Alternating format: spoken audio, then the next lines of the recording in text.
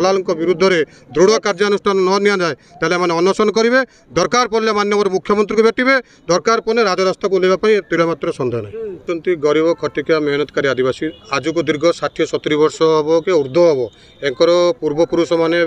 बापा माँ मैंने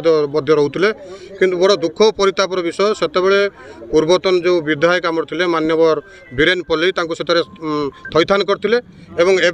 किसी माफिया कहते हैं आम जगह तुम जाओ एक जबरदस्ती टर्चर कर पैसा मत आदाय कर सरकारी जो आम आरआई बाबू जो देती जो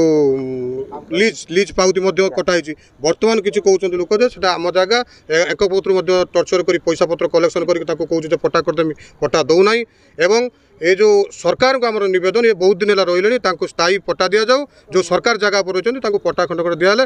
पाने पाठ पढ़ी पारना बहुत हैरान हरकत होती एम लोक प्रतिनिधि अच्छा किए वार्ड मेंबर ठिया जीति से भोट दौरान जदि से करेन्ट दिखाई जदि एत प्रकार सुविधा से कहीं स्थायी पट्टा दि एम विभिन्न प्रकार अंचल अच्छा एरई आपणकर कंटापाल खंडागड़िया एवं विभिन्न प्रकार गाँव अच्छा एम प्राय 15 लाख 16 लाख टका नहीं सारे देन धार करके माने खटिकिया लोक खटिके आसिक दिन मजुरिया खाइबे कौन एम पैसा दे चलते कि पट्टा दौना